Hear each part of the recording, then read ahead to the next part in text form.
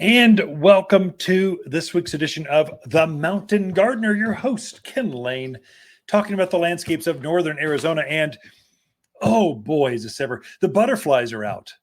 We're starting to see painted ladies. I saw my first swallowtails, which swallowtail is that great big yellow butterfly with the long tails. It's actually our state butterfly for the state of Arizona.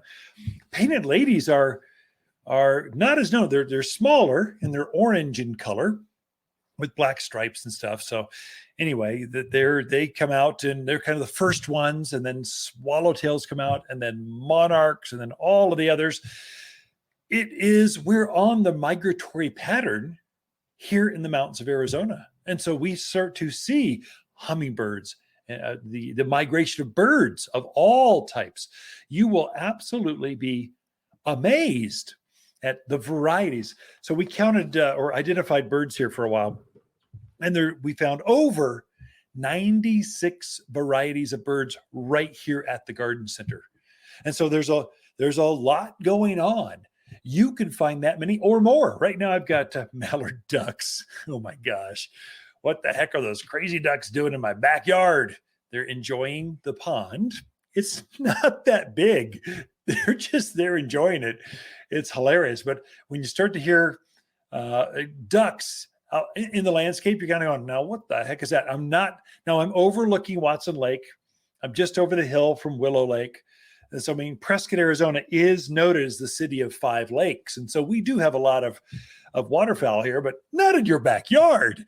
And so I think that's also part of the reason we are on that migratory pattern. They're coming north to south, south to north, and they are using the waterways. And so they're using the Verde River, and they kind of pop up over here, and they're looking at the lakes, and they keep going further north. And it's just, this is a paradise. This is God's country up here in the central highlands of Arizona. Just the mountains are stunning, and the birds know it. And so they are using that. So you can attract a lot of different wildlife in your backyard, and butterflies are a natural. And so right now you can start planting. We just had our first order of milkweed come in, or Asclepia. Is that what I think that's the Latin name for milkweed. Butterflies love that. Monarchs are famous for it, but all butterflies like milkweed. They also like alyssum. They like candy tuft. Candy tuft is a beautiful perennial.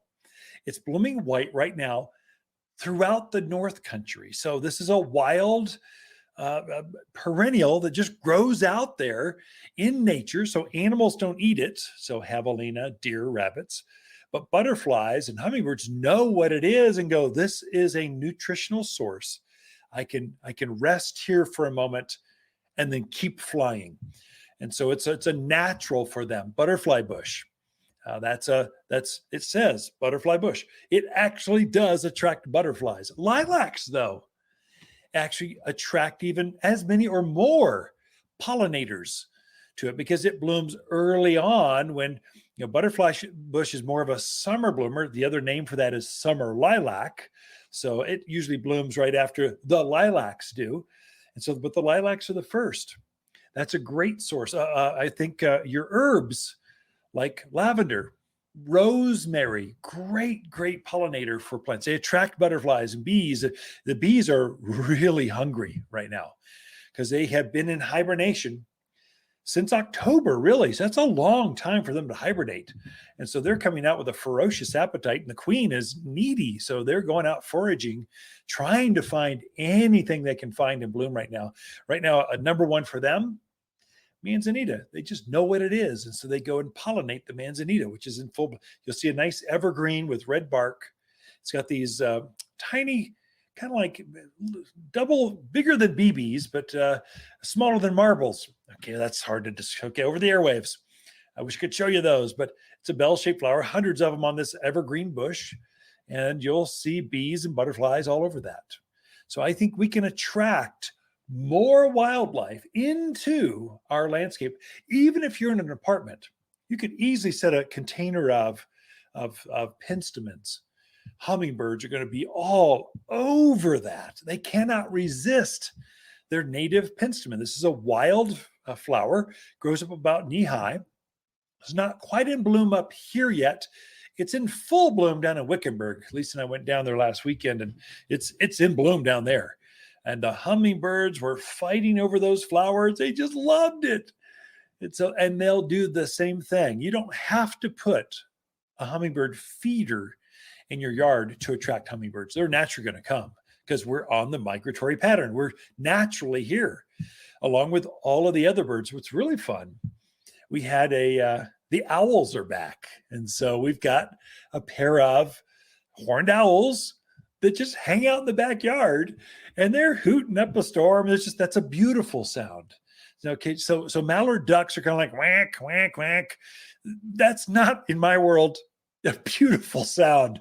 But to hear an owl just whispering, talking out in the back gardens, and I'm sure they're overlooking the ponds like the ducks are and waiting for a meal to crawl by. So they are keeping my voles, my rats and chipmunks down. That's good. So you don't want to be that in my backyard, because we've got some hawks, kestrels that are also kind of hanging out around. So if your yard becomes active enough, it starts to feed on itself. They start to attract more and more. And what it takes is you need cover for birds. They got to feel safe. You need a place to roost. They want to either hang out. Right now, I've got a quail in my lavender. So it's a nice, big, thick lavender. And there's a quail's nest in there. And every time I go up and down the stairs where that lavender is, she freaks out. It's just kind of, they kind of spook you. And you almost have a heart attack when they fly out of the nest. Of course, she's trying to get you to look away from the nest and look over here. Look at me. Follow me. So it's just fun to watch that. And then I'll get to have a quail family run around the yard. It's just a delight.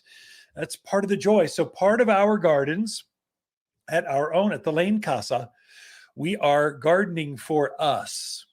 We've got edible gardens, beautiful gardens. I'm a flower gardener myself. I want beautiful flowers. I like fragrance. So we just had our first scented geraniums come in, just beautiful scented fragrance where people can walk by and it fills the patio up with this wonderful smell. But then the lower half of the gardens are for the birds. And so we plant extra blackberries. I have an extra grape just for them. I've got rosemary, trailing rosemary, across the dry creek bed just for the pollinators. I've got salvias and blue mist spirea over there just for the birds. They're beautiful, but it's for me and it's for them. You can have your cake and eat it too. We are Americans, the greatest country that's ever lived. We can have our cake and frost it and the whole thing all at once.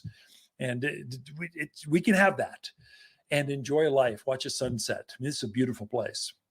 In fact, they were saying, I just read in, I think it was the Washington Post on Sunday. They said that people enjoy sunsets and sunrises more than they even enjoy a symphony. They've got science on this stuff. This is crazy. So it's just like we enjoy this more than a beautiful painting. So that's just nature's beauty. And we are in the heart of it, are we not? It's just beautiful. I could finally be out in the front yard and read the paper on the front yard sofa chairs outside in my jammies. So if you see someone like with messy hair and looks like they just got out of bed, well, okay, that's me. So just enjoying the fresh air, and the butterflies and the hummingbirds are out there floating around. They just like that. And so I noticed my little finches and stuff. They're coming into the pavers and they're picking the sand. I've got silicon sand in between the pavers to lock them in place. Those doggone birds are just, it's antics watching them. They're picking up the sand just right at my feet, pecking around, looking for, I'm sure they're using that for digestion or whatever birds do with sand. They're enjoying my front yard to do it more with. So gosh, spring is a delight. I love it. A lot of the first of the flowers are going in. My peonies are about to bloom. Oh, there's a lot going on. Anyway, you can attract butterflies to your yard. Got a lot in store for you. We're going to take a break here. Have Lisa Waters laying in with your garden questions right after this.